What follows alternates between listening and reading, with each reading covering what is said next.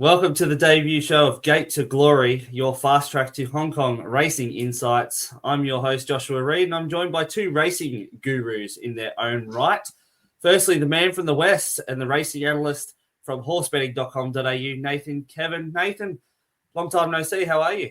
Yeah, well, mate, savants, what are we? We'll see how we go. Hopefully find a few winners this Sunday. Appreciate you having me on, talk things, all thing Hong Kong racing. Yeah, so horsebetting.com.au is where you'll find me, do a lot of metro racing in Sydney and then also Hong Kong, the two main districts that I write on. So looking forward to this weekend. Great to have the season back and obviously the superstar Ka Ying Rising back in action. All prepped up, ready to rock and roll for the Everest season, really, is what we're looking forward to. But will he get the job done this weekend? I think the answer is yes, but can you poke some holes in him? So I'm interested to see what you boys think.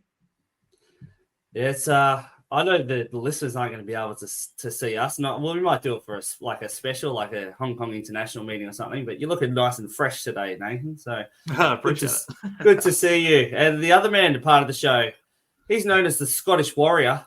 I know him as Lord Stephen, but you know him as the right man. Steve, how you going? Yeah, it's the right man and X. Yeah, it's so nice to be back, isn't it? It's been looking forward to this, the beginning of the Hong Kong racing season for a while, and it's nice to be reunited with Reedy and Nathan here. And yeah, Ka Ying Rising, what a way to start. Yeah, looking forward to, getting into the discussion about it. And yeah, we think we've got a winner there, I would think, but you just never know in Hong Kong, do you? No. And the weather, well, we'll talk about that in a second. But so this show each week, we're going to be short and sharp. We're going to preview two of the best races on the card, chat about key runners and our selections, followed by our best bets at the end. So let's get stuck into the opening weekend of racing from Sha Tin. Please note, also, this is before any pricing's been released here in Australia, and I checked the Hong Kong Jockey Club. They don't have their prices up either. So this is all blind. We've done the form before the odds come out, so hopefully the odds end up in our favour. We're on the A course this weekend, warm conditions. I love this new weather and track condition thing that the Hong Kong Jockey Club has put up. So at the moment, it's 26 degrees out there. They've only had 5.2 mils since 9 a.m.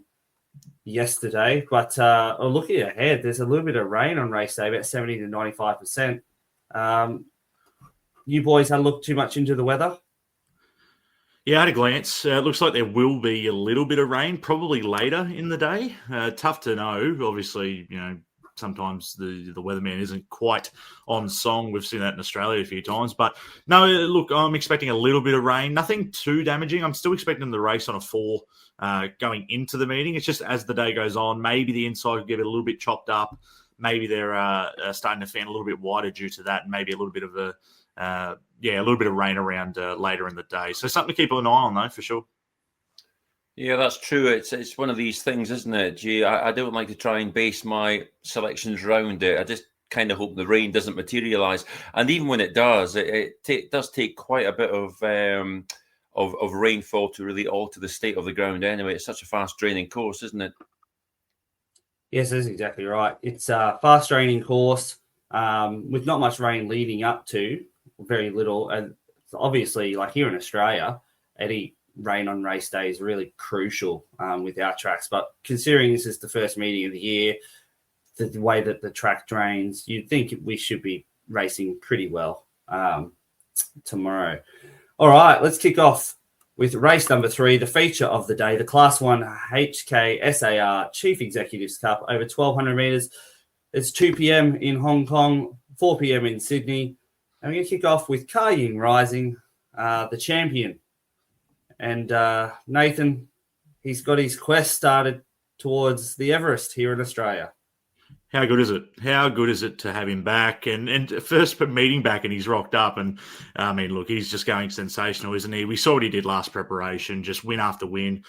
Never failed to sort of meet the task every single time. 4-time Group 1 winner now, 4 times all last preparation, and just continued to raise the bar every single time. Impressed every time. And I think a lot of punters were saying, please bring him to an Everest. we've now got that confirmation. And I think that's sort of the highlight heading into this spring in terms of Hong Kong lovers, racing lovers that want this guy to come over here in firing form. And that's exactly what we'll get to see on the weekend.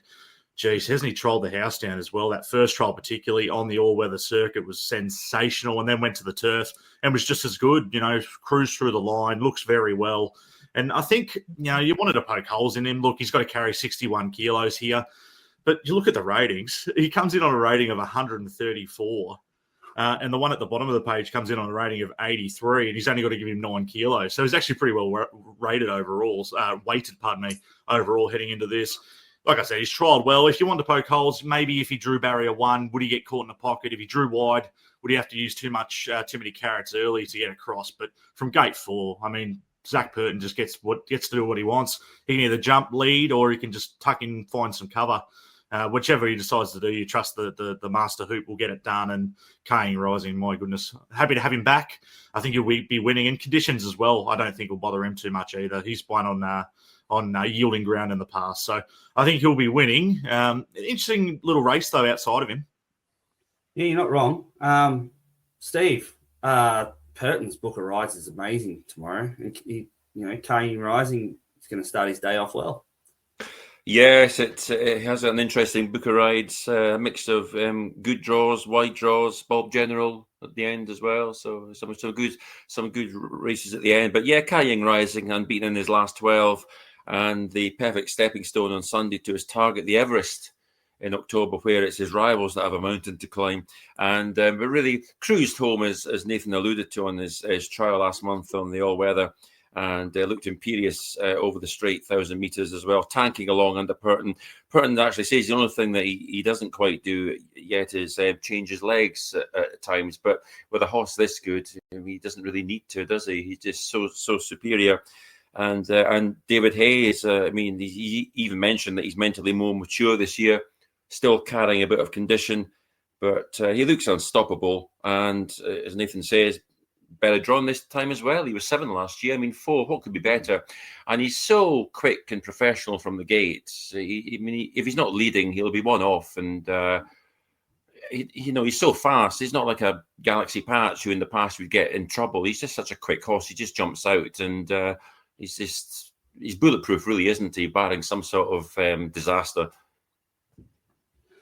Yeah, it's interesting. I listened to Purton talk during the week, and he was mentioning how in races like this they really try to get the favourite beat, which is interesting that they sacrifice themselves to try and get the favourite beat. But yeah, I agree. Those trials were immaculate. His ratings, his peaks are just so much better than the rest of these. And the weight's no issue. He won with this weight last year. The only difference is there is one extra galloper in there that we're going to mention next. That would probably be the closest next to some of these other ones that he's raced multiple times before.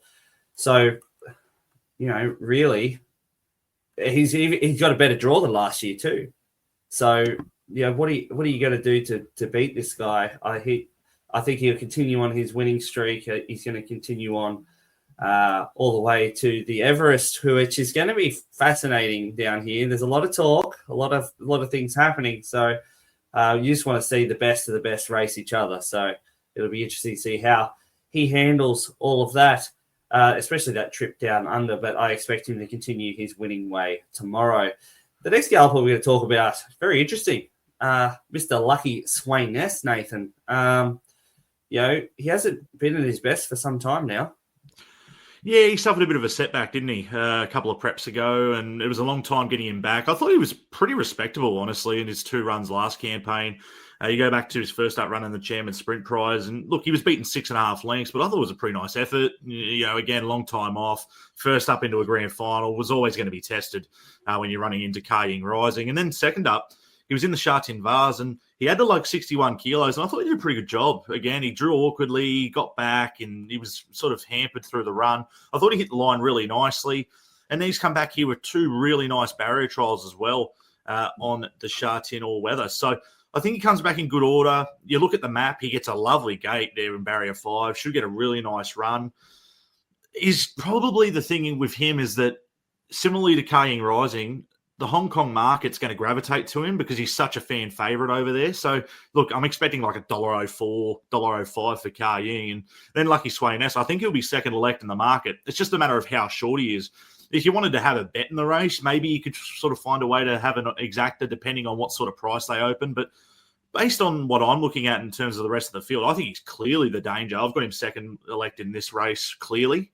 And I think they're the two that can pair out and sort of Quinella and exacta the race. But I think the query is just going to be priced in terms of those two. I think are going to be much shorter than the rest. So probably keep the powder dry in terms of a bet. But I do think Lucky Sweynesse has claims at his best. I mean, he's a 4-time Group 1 winner in his own right. He's just sort of past his prime. But he comes back in good order and he fits in nicely.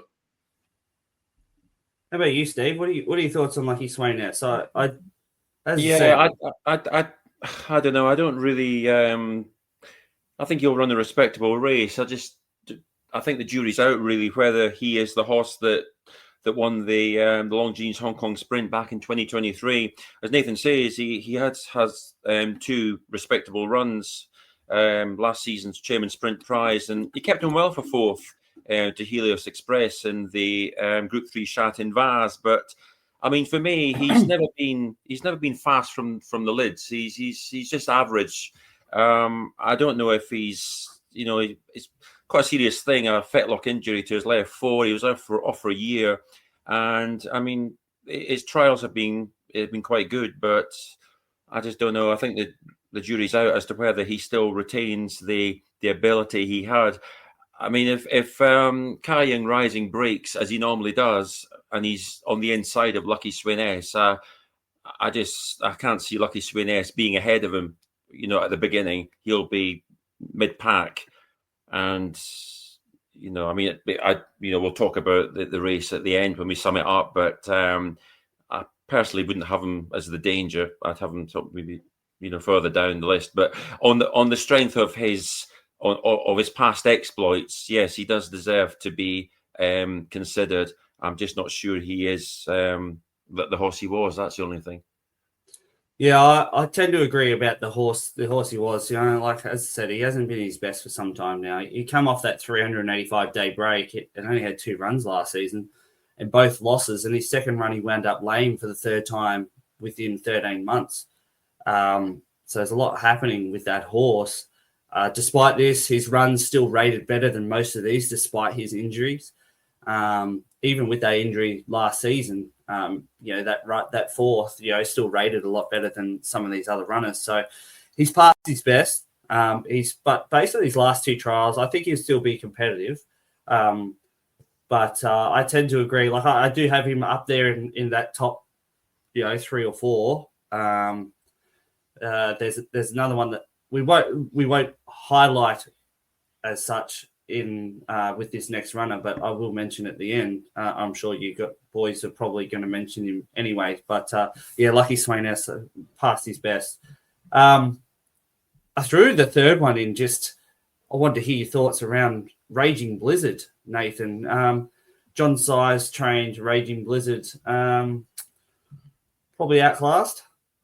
Yeah, I think so. I think you could say that there's sort of a blanket for a lot of these, though, isn't it? So I think, again, we're sort of discussing sort of top 3s, top 4s. He's right there. He deserves respect. He's building a really nice resume. 17 starts for 6 wins and then 5 more minor placings. He was a little bit disappointing at the end of last preparation when beaten by Beauty Waves, who obviously shows up here. He was beaten 5 lengths, but that was at Happy Valley. I think back to Chatin is actually advantage Raging Blizzard in terms of the map as well. Draws gate 1, gets that lovely soft, cozy run. But again, they were all dropping down to the minimum here with 52 kilos purely because of those 2 class runners at the top of the page. So they all fit in pretty evenly, and he's no exception. I think he's a horse that still probably has a few rating points left in him compared to a few other runners. But again, he doesn't quite have the class to be winning this race, but top 4 chance for sure. Steve, what are your thoughts? Yeah, he went back-to-back last season, and it sort of took him to a 3-figure rating, and I think he looked anchored afterwards on that mark towards the end of the season. He had this little purple patch. He wasn't tested on his recent trial, and he has the real draw, but it's hard to see him doing anything other than a supporting role, I think, as well. And no disrespect to Keith Young, who's a fine jockey, but and I guess it's down to weight as well, isn't it? 8-3 is not what the likes of Bowman or obviously Purton's on the favourite, but there's only so many jockeys that can probably do that weight. But yeah, Raging Blizzard, he's going to have easier tasks later, but I think he probably needs to come down a little bit in the weight as well to take a hand, personally. Yeah, it's fascinating. You take Kari Rising out of this race, it's quite open, in my opinion. I think there's some really handy gallopers going around at the bottom of the weights here. I know they seem rating-wise a little bit outclassed to some of them, but like it's fascinating. Like you got horses like Bottom Up Together and Gorgeous Win and horses like that have raced well previously. But Raging Blizzard, I agree, despite the carrying such a light weight, it's probably going to be a bit outclassed here. So to summarise, it's going to be pretty easy, actually, isn't it, Nathan? Yeah, I think so. Carrying Rising, Daylight, and then something will run third. Look, I've got to obviously Carrying Rising will be winning, and it's a matter of how far. He's going to be even too short to be having multis with, honestly. He's going to be sort of $1.04, you'd think, and the markets aren't going to let you on. So it'll just be great to see him back. He'll be winning and winning quite well, I'd imagine. Again, as Steve alluded to as well, he'd probably need some bad luck to be getting run down in this. If he jumps evenly, goes forward, finds his spot, he'll be winning and winning well. I think Lucky Sway Ness is the danger. I'm be happy. Might even have a little bet on him on the place line if they let me on. I'll see what markets look like on the day. I think he's going really well. I know he's got his reservations for sure, but I think he's the clear class outside of the superstar. And then another interesting run there, Reedy, was co-partner Prance. He was sort of putting a good Happy Valley record together, and he was a good winner at the end of last campaign. Interesting to see if he's another horse that can sort of go on with the job this preparation. But I agree. I think outside of Kar Ying, you'd have these horses very close together in the market, and then obviously the weight scale would be interesting as well. But look, Kar Ying Rising will be winning, just a matter of how far. Steve? Yeah, I'd probably have Beauty Wave second. He chased home Kar Ying Rising in last year's renewal, and I think he'll run well. He finished off last season. I always thought of him as maybe a minimum trip 1,000-meter type of horse, but his last run of the season under Purton, 2 3/4 length victory at Happy Valley over 1,200 meters, and on that evidence, I think he'd probably get 1,400 actually. But he's nicely drawn. I think he'll run well. He's drawn in 3. Alexi Bedell on board. He's looked good in trials, and I think if anything was to happen, I think he would be the likely beneficiary. I think he's still a nice horse, and I think it will be a repeat of last year. Yeah, he's the one I was going to allude to with Beauty Waves, but Kar Ying Rising for me on top and onwards to the Everest for hopefully a nice win for the Hong Kong crew. All right. The next race we're going to check out is a race number 8, a Class 2 over 1,400 metres. The Tai Mo Sha handicap, 5:10 local time, 7:10 p.m. in Sydney. The first runner we're going to mention is top weight, Fast Network, Zach Purton to ride from a sticky draw, Nathan. I'm interested to see what your thoughts are around this.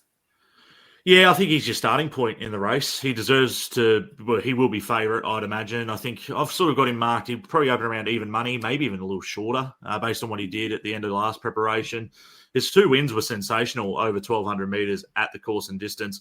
I think he beat up on two-back. He beat up on Bottom Up Together by 4 lengths and did it really, really nicely. That was an impressive win. And then at the end of last preparation, he just got held up when beaten by Ladies' Choice. Ladies' Choice was really good on that occasion, though. No knocks there. But Fast Network was very good in his own right. I've got a little bit of a reservation on him. My thoughts are sort of, it's hard to just continuously land with the fave. So I'm going to sort of take a little bit of a set against him. He's drawn wide, like you said, out in the gate 11. So you'd imagine he'll jump, he'll get back, and he'll be flashing home. His 1,200 metre run suggests he'll be good stepping out to 1,400 metres. But his 2 runs last preparation at the mile, I thought were a little bit suspect. He had a run in the Hong Kong mile in the 4-year-old series. I actually really liked him that day, and I thought he was just okay. I thought he got every chance. He was maybe ridden a little bit too close on that occasion and maybe stunted his turn of foot, but I thought he was left wanting stretching out to the mile.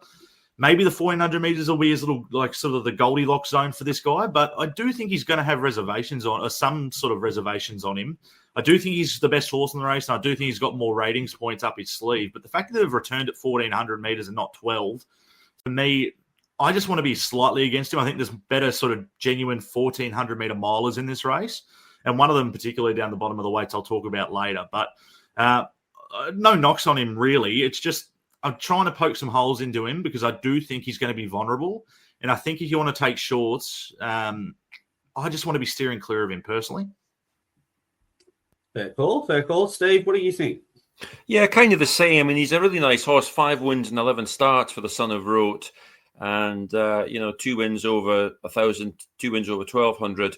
And it's interesting that this is the 1,400 he's never done before. But I think it could well turn out to be, as good a trip as he wants. I liked his runs over the 1,600 metres last season. Latterly, a very good 4th in the Hong Kong Classic Mile under the excellent Christophe Soumillon. And he just got outstayed each time, didn't he? At that level of competition, there was just other horses that were finishing to better effect. And it good runs, but just beaten by the trip more than anything. And I think the sort of intermediate 1,400 metres could be right up his alley.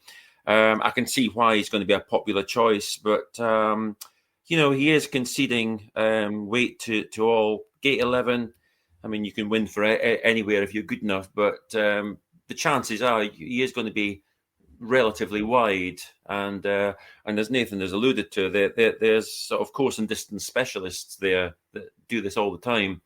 And you might also just need this. I mean, he did go up to a career high.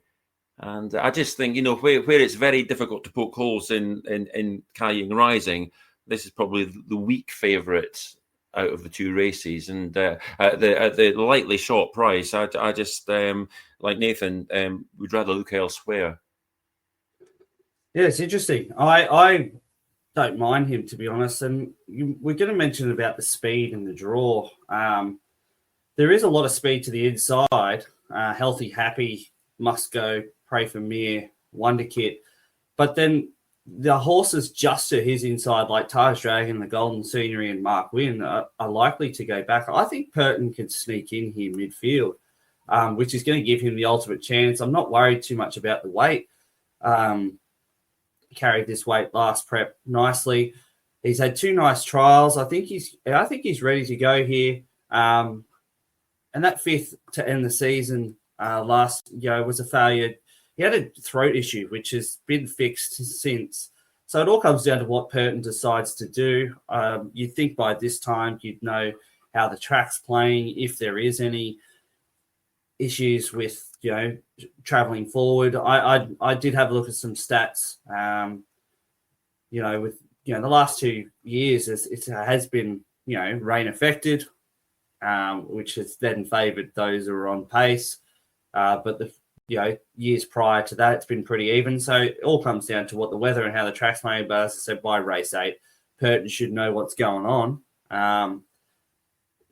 It's again, grade 11. It all comes down to what he decides. But Purton's generally a positive jockey compared to some. He generally will test the waters, and that's I suppose what makes him so great here in Hong Kong. He's ready to test the boundaries and really put horses into the race as opposed to others. But blinkers come off, which is the blinkers are off, I should say. It's not a gear change. But we'll go on to Pray for Mere. I thought this was an interesting runner, Nathan. Yeah, progressive type. He really came of age towards the end of last preparation, didn't he? He sort of got to Hong Kong, and the first couple of starts, you thought, gee, I don't know if he's really acclimatised too well. But at the end of last campaign, he just continued to go really well. You look at his first up run, he finished 11th, beaten 4 lengths, and then subsequently he won. He found the frame another sort of 3-4 times, and he won again at Group 3 level over the mile. at the end of last prep, and really in the Lion Rock Trophy. It was a good win that day. I think the thing about Pray for Mer that as a punter you love is that you know exactly what you're going to get. He's going to jump, he's going to go forward, he'll go straight to the top, and he's just going to give you a bold sight. I do think he's probably a little bit better over a mile, possibly stretching out to sort of 1,800 metres, 2,000 metres later in the preparation. His best runs have sort of come when stretching out to the mile, so maybe he'll need the run here first up at the 1,400 metres. But again, the thing that it really goes in his favour is the map. He's going to put himself right there. And like you said, Reedy, there is some speed there, so he could be outmustered. But even if he is, he's still going to find a good spot in transit, probably the 1-1, maybe 1-2 pairs back, one off. So if you do like him, I'm not hard against him by any stretch of the imagination. Matthew Chadwick's gotten on with him really well of late as well. So he should get a good run in transit. He's another one that could still have potential upside. And like I said, when you look at a race like this, you probably want to find the most consistent runner. It could well be him. Yeah, I just want to correct myself. Just previously, it was a gear change for Fastnet where the blinkers are coming off. Interesting to note there with Pray for Mer. I'm interested to hear what Steve has to say about this runner. Yeah, he's a real model of consistency for Cody Moe.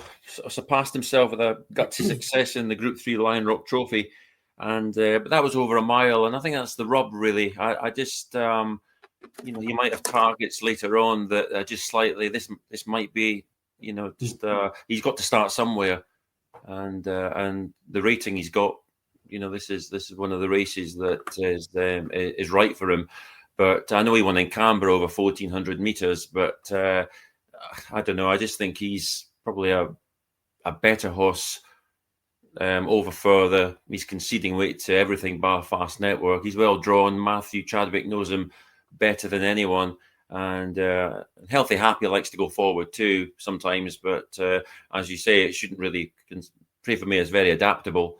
Probably stick him anywhere, and he's, as you say, admirably consistent. But I think, and actually, he looked on good terms with himself in the barrier trial over 1,200 meters last time. But I think there's others I would prefer. Yeah, that's a fair call. I got him in second pick. I thought he came into his own last season when the cheek pieces went on at start 2 for the season. Raced 12 times and winning 2. Sorry, so he won 2 since the cheek pieces have gone on, and that was in the Group 3 Lion Rock Trophy, and placed 5 times. So he really came into his own once those cheek pieces went on. Only one trial in the lead up here, which is interesting. I thought it maps well, considering the speed around it, but carries the biggest weight he has had to carry in his career to date in a tough race. So you think about horses like the Golden Scenery, who's been there, done that, and been around for some time. So, I have him in a second. Obviously, that's the spoiler alert there. So, the other one we'll talk about is Young Champion, Nathan. He's a pretty consistent galloper. Yeah, he's the definition of I can never find him. I must have tipped him up about 3 or 4 times last preparation, and his only win, I was off him. So, he's an interesting horse. I think on his day, he might even have the best turn of foot of this lot. So he'll be suited by that speed that you alluded to, Reedy. You only have to go back to last campaign. That third behind Light Years Charm, where Dancing Code was sort of up on speed, running along. He was flashing home late, and Light Years Charm, I think we all agree, is going to be a nice progressive type heading into this season. He ran into him in the Unification Cup as well, and ran to another horse that I'll reference in a sec as well, ran second in that race. He ended up finishing 5th. I thought he was good that day. Drew barrier 1, and then he subsequently drew barrier 4, stepping out to the mile. I think back to the 1,400 metres is key. This is his Goldilocks trip for mine. 12 starts, 3 wins, and 4 minor placings when running at this course and distance. So I think he's the one that sort of, I'd probably have him sort of second, third elect for me in this race. I think he's a very talented horse on his day. He's got a pretty good strike rate as well, just the 20 starts. 4 wins. It took a while for another one that sort of took a while for him to find his stride, but another one that's a model of consistency. He'll be right there, and with conditions to suit, he's a definite place chance for mine. Yeah, he doesn't win very often, but he really puts in, doesn't he, Steve? Yeah, he's a consistent sort. I mean, if you look back last season, he's seldom beaten far. John Si's traditionally quite slow from the blocks at the beginning of the season. I think what I don't like about him, I mean, I picked him a few times myself last year. I mean, in the 23-24 season, he was 2 from 3. And then last year, he's 1 from 13. It's a pretty poor return for a horse of his ability. As I say, he seldom gets beat far, but he finds a way of getting beat. And it's a modest strike rate, isn't it, to have 13 runs last season? I know they're competitive races, but he only wins once. And I think the handicapper probably has him about right. I'd probably see him finishing mid-division, to be honest. I just don't think he's good enough to take a hand. No, I tend to agree. He's drawn beautifully here, but unfortunately, he's going to need to muster to hold a position. He's back in class to a preferred 1,400 metres, which could see him be a thorn here or there, but I have a few others ahead of him as well. So, all in all, Nathan, it's interesting when you sent this through. I had a good look at this. Who's your pick for this race? Yeah, going a little bit left field here. And one that I think we'll get a good price for. One of my better value runners of the day. And again, we don't have markets up, but I'm assuming we're going to get close to double figures here for number 9, and that's Mickley. I think he's going to go to another level this preparation. I know last campaign he had a lot of reservations. He started his preparation so well when he arrived to Hong Kong, this European import. It was good. First up on debut at this course and distance back in Class 3, and then came out and went whooshka. Second up over the mile. Was okay thereabouts, but then they started to look for the 4-year-old series and they wanted to press him up to 2,000 metres. I don't think it quite suited. They brought him back in trip. And then I thought the run that I'm really taking him off is that run in the Reunification Cup at Class 2. That was his penultimate start of the campaign back on July 1. I thought it was a terrific effort. He finished second behind Light Year's Charm. They were just nice and quiet at the rear of the field. Drew gate 8 on that occasion and just stormed through the line. Almost got Light Year's Charm, who just suffered a little bit of a torrid run, had to sit a little bit wide, but still got the job done. And then subsequently, you're probably a little bit disappointed when he came back to Class 3, but he had to carry 61 kilos. He'd had so many starts in the campaign. I think he'd just come to the end of the prep. And I think now, a little freshen, nice little barrier trial there at Chung Fa, heading into this race first up. He's got a good first up record. He's had 4 starts for 2 wins first up in the past. If there is a bit of sting out of the ground, that's a bonus. 1 start for 1 win on wet tracks in the past as well. Barrier 1 gets that nice cozy run. I don't even mind if he doesn't muster that much. Like you said, there's going to be a lot of speed. He might have some backsides to navigate, but I think he's got a really exceptional turn of foot. And if he gets clear running, I think Mickley, I'm hoping we get around that $8, $9 come race day. If we do, I think he's a massive 1x4 play for me. Very, very keen. I think he'll be the forgotten runner. So race 8, number 9, Mickley for Nathan and Steve. You've gone different again. Yeah, I went for Chichow Spirit, who won the corresponding race last year. Fast Network actually chased him home in the first of First Network's barrier trials pre-season. And I like this Son of Zeus star. He's now 2 pounds below that winning mark last year. He's well drawn. He's Alexei Bedell is on board once again, ideally drawn in gate 2. It's funny, having dismissed Young Champion for having a poor strike rate, I'm actually supporting Chichow Spirit. It's funny how you can just suddenly use things and just forget about this. But he won this race last year and then went 11 races without winning. But I think he's probably a bit more genuine. I just think he tries, but he doesn't win. But coming back this season, this could have been on the radar for the trainer. It's a good weight, competitive weight, and Bedell on board, nicely drawn. I just think there's lots of ticks here for Chichow Spirit, but I do think that Fast Network is the class angle. He's a very, very good horse, and I wouldn't be surprised at all if he won. But I think if he doesn't, I even wouldn't dismiss the likes of the Golden Scenery. Horses like that can just pop up. They have a lot of back class. Marquin, things. I think it's a very, very tricky race. But I think all things considered, I think Chichow Spirit could repeat the trick of 2024. Yeah, it's tough. As we allude to, it's the first, race meeting of the season. What horses are ready to go, which ones aren't. They're all trying to work each other out. I'm taking the risk with number 1 Fast Network. I think he's going to be hard in the market. Hong Kong Jockey Club maps him going back to last, but as I mentioned earlier, I think Purton will try his luck with a few inside lacking that early dash. And as I mentioned, that's why Purton's so good. His decision-making on placing the horses within the run. Not many take those chances in Hong Kong. I really think Fast Network's going to hit his straps this season. I think he's destined for better than this.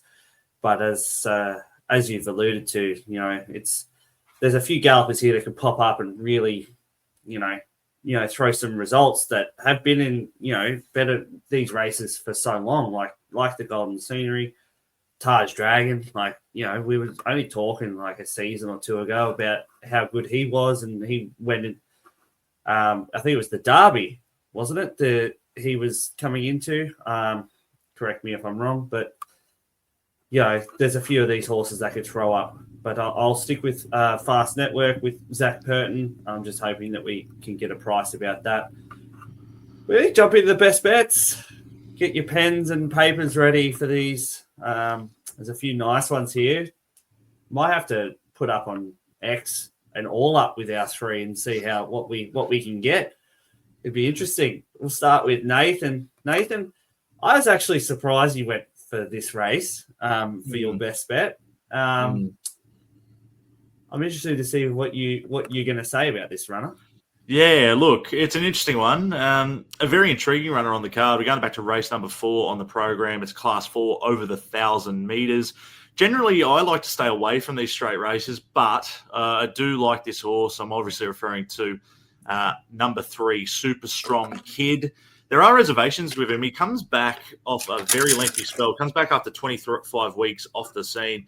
He actually ran second behind Justifying last preparation, and that race rated really, really well. There were 4 subsequent winners, including Super Strong Kid, coming out of that race. He came out and won really, really nicely. Put pay to Bingo Babe, did it nicely, won by 1.8 lengths. Then suffered a bleed in that race and was ordered to trial. Had multiple trials at the end of last season. Looked like it could have easily come back and had a run at the end of last season. But Manfred Mann elected to put him to the paddock, take their medicine. I love that little trial at Chung Fa heading into this first up assignment. Barrier 13, Zach Purton in the saddle, drawn the grandstand side. Just gives that lovely suck run from the draw. Should be leaders back the entire trip. Will be peeling out and hopefully be going Wooshka and winning. I think it looks like the progressive type in this race. A lot of these runners, I just think jury's out, reservations on a lot of them. Look, I like Parents Love and Carroll Street, but they don't win out of turn. And then a few other runners in this race are just, a couple of interesting first starters. Beauty Thunder, sure. Rising Phoenix, yeah, but I think Super Strong Kid's the one in this race that has the most upside. I think is ready to win here first up and make a statement for the Manfred Mann barn. So, yeah, Super Strong Kid, the best bet of the day. But again, like you said, Reedy, I think Zach Purton's got an excellent book. Wouldn't shock me if he rocks up with about 4 or 5 at the end of Sunday. Yeah, I tend to agree there. How do you steer away from him sometimes? He just gets that awesome book of rides. But so Nathan's best bet, race 4, number 3, Super Strong Kid. We're going to head 2 races down for Steve in his best bet. Yes, I went to, it's race number 6, and I went for Invincible Ibis, who is number 3. A nice horse. It's a competitive class 4, trained by Matt Newman. He was a bit very unlucky actually on his debut. He was tardy at the start, and when the penny dropped, he just ran out of time and finished runner-up to Golden Tronic Mighty. And then a generous 7-1 the next time to go one better, and probably because he was gate 14. But he ran very well, finished second once more. This time he wears cheek pieces for the first time, and they were fitted for his latest trial, where habitually he came second again, which is slightly worrying, but he wasn't pushed too hard. He was closing on Heady at the line. He's got a nice draw in gate 5. Luke Ferraris, his regular pilot. As I say, comes off the back of a good trial, and he should get a nice toe into the race. You have the likes of Awesome Treasure, Brittany Wong. Never underestimate Brittany Wong if she gets a lead, and that horse doesn't have to lead. He's won before just by taking a trail. But I think all things being equal, Invincible Ibis, if he runs his race, should be bang there. I mean, there's no reason why not. He's had two races, and he's probably beaten something like 26 horses and got beaten by one each time. And he should break more alertly now. He looks in fine form, and looking at his trial. And I think he's got obvious claims. I thought it was a very tricky card to actually Bob General, things, horses like that were interesting in the penultimate race under Zach. But I just thought, I think this is possibly Invincible Ibis's time, third time lucky. Yeah, interesting little race, that one. I'll have a look at, like, for example, as we were just talking about, leading to looking at Purton. He rides China Win in that one. It was interesting just to see that he said that it might go further with that. So Steve's best bet on the card, race 6, number 3, Invincible Ibis. I'm going to the last. I'm going with Patch of Stars. Despite drawing wide, I reckon Purton could get this bloke home and send us home cheering. Since Purton become the regular rider, he's won 3 from 4, and his last start second to Beauty Crescent.